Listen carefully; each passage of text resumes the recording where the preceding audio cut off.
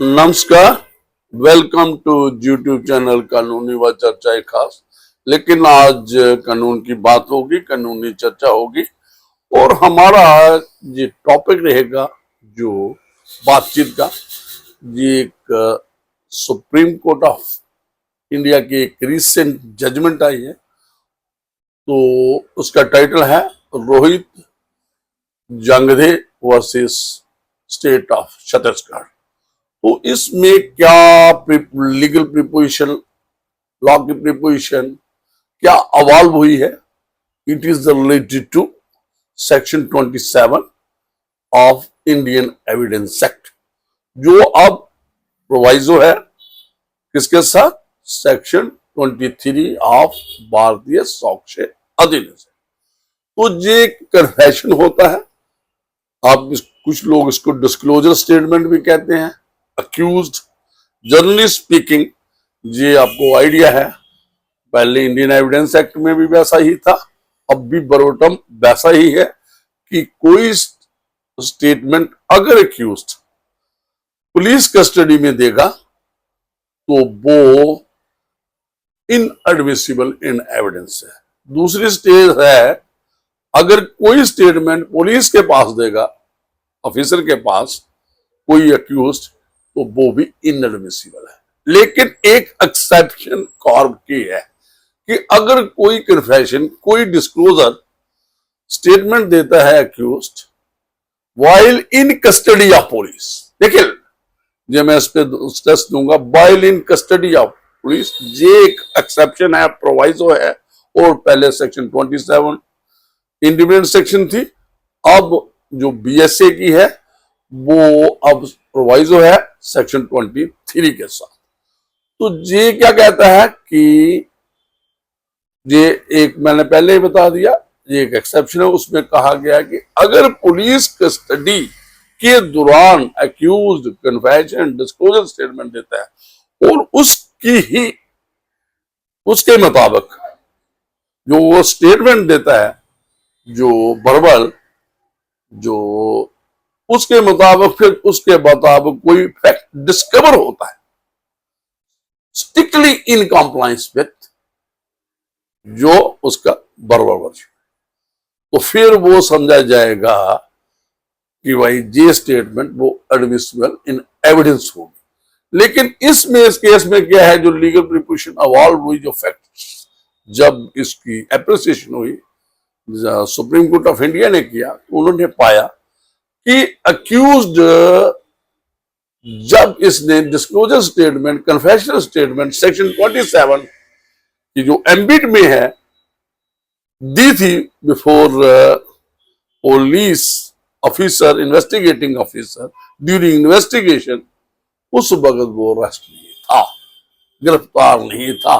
तो उन्होंने एक पर्टिकुलर ये भी कहा कि उसको डिस्क्लोजर स्टेटमेंट कितने बजे आई, जहां कन्फेशन उसने कितने टाइम पे किया रिगार्डिंग सर्टेन फैक्ट्स, तो और उसके बाद फॉर्मली उसको अरेस्ट करना गया। तो ये जो पीरियड है, ये जो अरेस्ट का है, ये रात का है 10 PM, और मैं डेट भी बताऊंगा 18 अक्टूबर 2018 का है।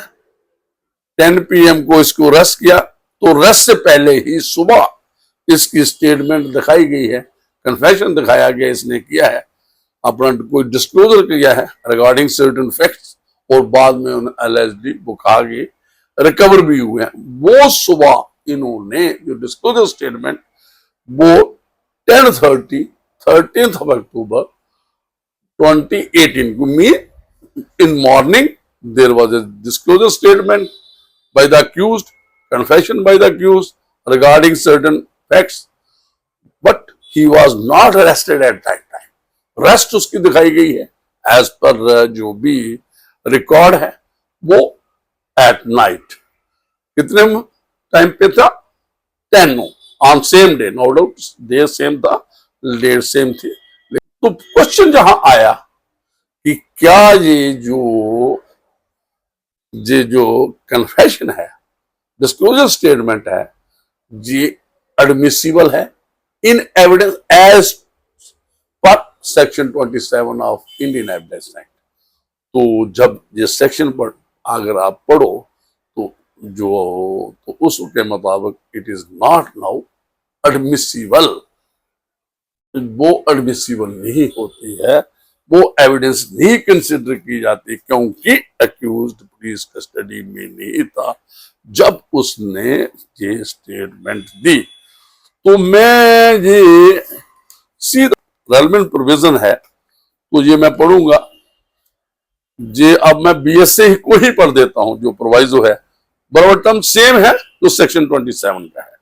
Provided that when any fact is deposed as to discovered, ये जो विटनेस है वो डिपोज कर रहा है कि ये पर्टिकुलर फैक्ट्स जो है ये डिस्कवर किए गए in in consequence of the information received from the person accused of any offense। No doubt he is accused of any offense। In custody चाहिए, in custody of the police officer so much of such information whether it amounts to confession or not as it relate distinctly to the fact discovered may be proved। फिर वो prove किया जा सकता है जब police custody में statement देगा accused और फिर लेड टू डिस्कवरी भी हो जाएगी, फिर जो इस रिलेशन की जो डिपोजिशन है वो एडमिसिबल एविडेंस है और प्रूव की जा सकती है। लेकिन इस केस में क्या है, जी जो अरेस्ट सब्सिक्वेंट है, रात को है, और जो स्टेटमेंट है अक्यूज की कन्फेशन है, डिस्क्लोजर स्टेटमेंट, वो मॉर्निंग है। जैसे मैंने ये बताया तो उन्होंने कहा, सुप्रीम कोर्ट ऑफ इंडिया ने लॉ लीगल प्रोविजन एक जुडिशियल प्रेसिडेंट आप कह सकते हो जी अवॉल्व हो गया कि भाई, और सेक्शन 27 के उन्होंने कहा ये नॉन कंप्लाइंस है, और जो भी उन्होंने ये दिया कि कस्टडी में आकर पुलिस कस्टडी में अक्यूज नहीं, फॉर्मली अरेस्ट नहीं है, तो उसकी स्टेटमेंट जो है वो इनएडमिसिबल समझी जाएगी, वो प्रूफ नहीं की जा सकती। उसके रिलेटेड जो भी डिपोजिशन दे रहा है विटनेस वो उसको इररेलेवेंट है, उसको डिस्कार्ड किया जा सकता है। ये एक क्रक्स है इस सारी जजमेंट का आज का। तो हम ये थोड़ा सा इसमें फैक्ट्स क्या हैं, तो इसमें है एक बड़ा ये दर्दनाक जो इसके जो फैक्ट्स हैं, एलिगेशन हैं, आप कह सकते हो कि एक 6 years ओल्ड जो बच्ची है उसको किसने अगवा किया और किस पे उस पर मर्डर का चार्जेस हैं, उसके स्टेप आगे ये जो इस पे है। और लॉस्ट सीन थ्योरी के बारे में है, इसमें मिसिंग रिपोर्ट थी, उसके बाद FIR लगी, और उसकी डेड बॉडी जो वर्टिब्रा था वो कहीं और जगह से रिकवर हुआ, और कुछ उसका है जो स्कल थी कहीं और से हुई। तो ये सारा के जो सर्कमस्टेंशियल एविडेंस है। एक और बात आई इसमें कि भाई ये जो ठीक है, हम नहीं मानते कि सेक्शन 27 की नहीं कवर करता है इसको, लेकिन इसका कंडक्ट है, क्योंकि इसने डिस्कवरी ये जो रिकवर करवाए हैं, उसकी स्कल है, दूसरा है, तो उन्होंने कहा कुछ आइटम जिन्हें ओपन में थी और कुछ करवाई है, कुछ नहीं। ये भी एक फैक्टफुल एस्पेक्ट है। तो हम अब जो की नोट्स हैं इसकी जो आप जजमेंट के, तो आस्ता आस्ता मैं ये सारा मेरे सामने है लैपटॉप दर्ज, तो आप जो भी बच्चे इसको ये सामने ये आपके स्क्रीन पे ये सारी जजमेंट आ जाएगी आस्ता आस्ता, और रेलेवेंट में पोर्शन है जजमेंट का वो डिस्प्ले कर दूंगा।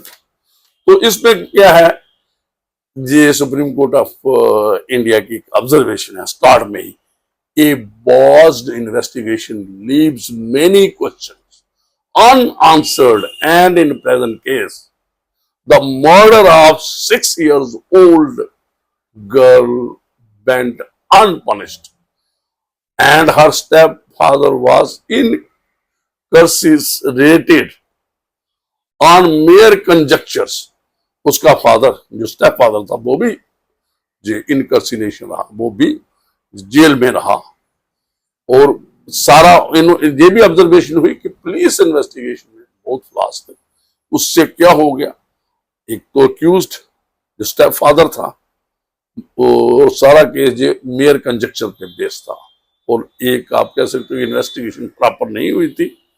डेथ कुछ एक्सटेंड तक है कि कुछ डेड बॉडी स्कल वगैरह मिली है, तो उसके मुताबिक वाकई ही इसकी डेथ हुई है।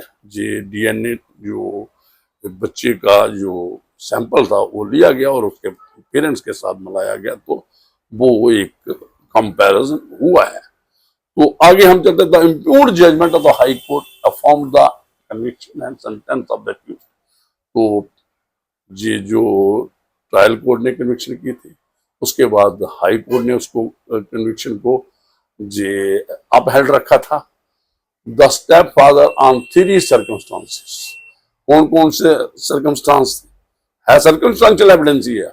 One the last seen together theory propounded through a neighbor। एक नेबर जो विटनेस आया तो कि इसको जो डिसीज्ड जो बच्चा चाइल्ड उसको अपने स्टेप फादर के साथ देखा गया। ये एक नेबर की स्टेटमेंट आई है। तो किसके साथ? अक्यूज्ड जो उसका स्टेप फादर है। When the ashes and the bony remains from the charred remains of the child having been recovered on the information supplied by the accused। तो रिकवरी क्या है, डिस्कवर क्या हुआ था? जो उसने कन्फेशन किया था, एशेस थी और बोनी रिमेन्स थे कुछ, और जो चार्ड जो जले हुए थे जो उसकी डेड बॉडी के थे, यही एक बात हुई।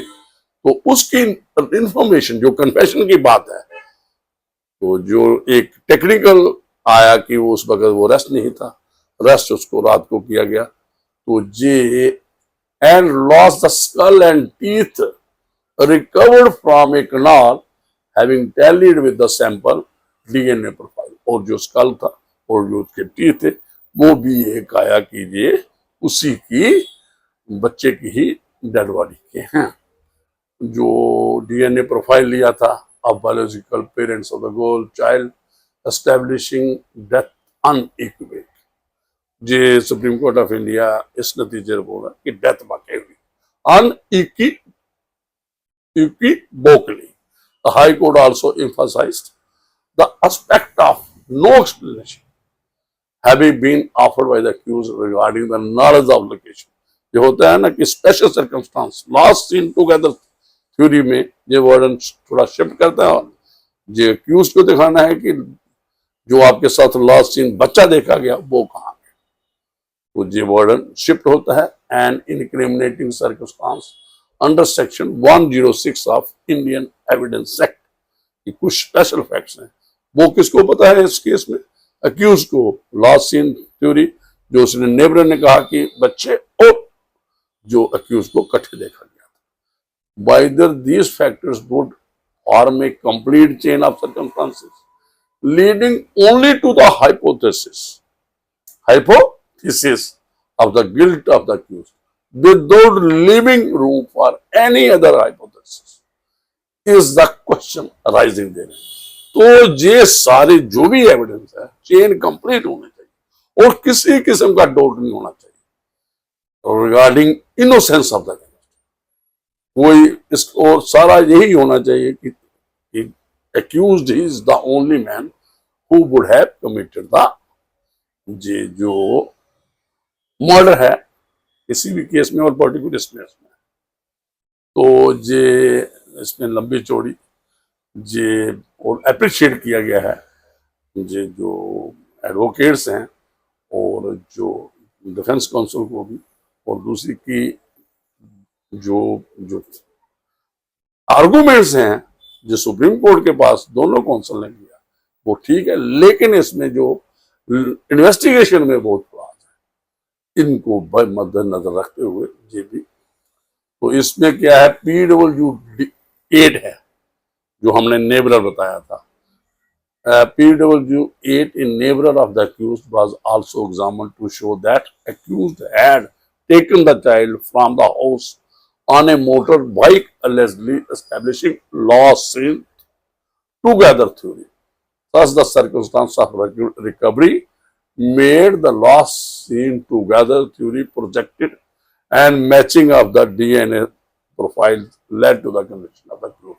ये जो ट्रायल कोर्ट और हाई कोर्ट ने किया है, तो इन्होंने इस बेसिस पे इसको कन्विक्ट किया है। लेकिन सुप्रीम कोर्ट ऑफ इंडिया ने बहुत इसमें ड्रॉबैक्स डाले, जैसे मैंने the memorandum under section 27 of Indian evidence act produced as exhibit P4 indicates the same having been drawn up on 13th of October 2018 at 10 AM. जब जो डिस्क्लोजर स्टेटमेंट सेक्शन 27 के मुताबिक जो मीमो बनाया गया, मेमोरेंडम बनाया गया, जो उसका डिस्क्लोजर स्टेटमेंट थी या कन्फेशन था, वो 10:30 का था, 13th of October का। The only admission portion of उसका एडमिसिबल पोर्शन क्या है उस मेमोरेंडम का, I will show you the place, कि कहा मैंने वो जो मटेरियल है, where her bones and ashes are and place where her skull and bones were.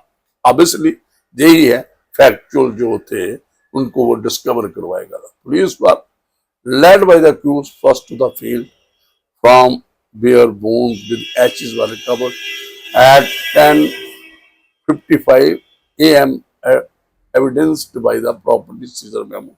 ये रिकवरी रिलेटेड है। The canal was searched by 3 fishermen, PW3 to PW5, who recovered the skull with 8 numbers of tooth of the upper jaw and a piece of bone wrapped in a green colored sari, all of which showed evidence of warning, as indicated in Exhibit P3, property seizure memo at 13 on 13th of October 2018, though the recovery is as per Exhibit P3 and P5, 5 memos were made in accordance with confession statement of the accused, Exhibit P4 at 10:30 on 13th of October 2018. The rest would surrender. Memo produced at Exhibit P27 indicates the rest of the accused having been made on 13th of October. ये contradiction, जो rest memo जो जिसको execute किया है court में, तो वो indicate करता है कि उसको 11 AM में वो प्रिपेयर किया गया, तो उसमें जो 22 आवर्स कह सकते 10 at night. Section 27 of Indian Evidence Act clearly speaks of information received from a person accused of any offense while in custody. जहां कस्टडी नहीं, कस्टडी में था ही, कस्टडी दिखाई है, अरेस्ट दिखाई है, रात की इन्होंने, leading to discovery of fact, being enabled of proof in the trial. वो ही प्रूफ हो सकता है। The accused, ये तो पहले टांगा है, उसके पीछे घोड़ा है, घोड़ा आगे होना चाहिए।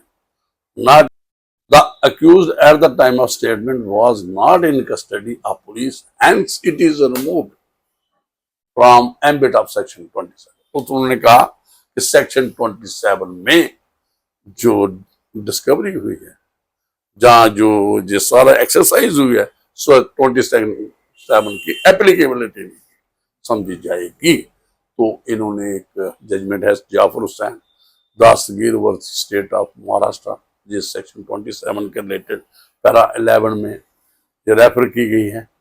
और एक और है दुर्लभ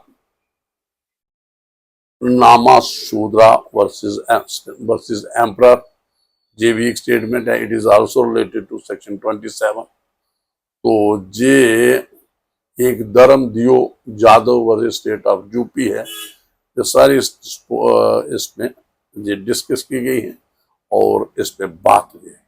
ये state of AP versus Gangula Satyamurthy है, ये भी सेक्शन 27 रिलेटेड है। और इसमें सेक्शन 8 की बात की गई, अगर 27 में नहीं तो इसको कंडक्ट ऑफ द अक्यूज्ड इसको पढ़े, लेकिन उन्होंने कहा conduct of accused weak evidence है और इसको as a corroborative piece of evidence पढ़ सकते हैं, सब्सटेंटिव पीस ऑफ एविडेंस नहीं पढ़ सकते, क्योंकि 27 का जो एप्रिसिएशन है, जो हायर साइड है as compare to section 28 of the जो इंडियन एविडेंस है। कि डेथ कब हुई है बच्चों की, क्योंकि डेड बॉडी तो पूरी मिली ही नहीं, तो इसके बारे में पोस्टमार्टम रिपोर्ट कुछ नहीं है कि जो टाइम है, एक्चुअल टाइम ऑफ डेथ क्या है, जहां जो गेस्ट वर्क है कब इसकी डेथ हुई है उसके बारे में एविडेंस नहीं। We are hence unable to hold the conviction of the accused and he has to be necessarily given the benefit of doubt। तो फिर क्या है, बेनिफिट ऑफ डाउट दिया गया। अपील अलाउ होने से क्या हुआ, ट्रायल कोर्ट का ऑर्डर जो कन्विक्शन का था accused का और हाई कोर्ट का जो अफर्मेशन का था, both were satisfied। The accused shall be released forthwith if not wanted in any other case। फिर सच्चाई सामने आती, उसको कहां गई, जे उस पहले मिसिंग के रिलेटेड कौन ले गया उसको, कैसे मिस हुई, और उसके बाद उसकी डेथ के रिलेटेड, लेकिन ऐसा नहीं, ये जो इन्वेस्टिगेशन प्रॉपर नहीं है। We also appreciate pending application. तो जे संजय कुमार साहब थे, ये जो बेंच में है, और के विनोद चंद्रम साहब थे, तो जजेस का बेंच था। और ये डिसीजन रिसेंट टाइम है 17 ऑफ 2026 का फरवरी का, तो 17 फरवरी 2026 को ये डिसीजन है, वो बड़ा इंपॉर्टेंट है। और खासकर एक जो लीगल प्रिपरेशन वाल कि भाई उन्होंने कहा कि जिस सेक्शन 27 की जी एक रिक्वायरमेंट है कि फर्स्ट जो अक्यूज्ड है जो डिस्क्लोजर करता है, जहाँ कन्फेशन करता है और उसके मुताबिक कोई डिस्कवरी होती है किसी फैक्ट्स की, तो वो पुलिस कस्टडी में होना चाहिए।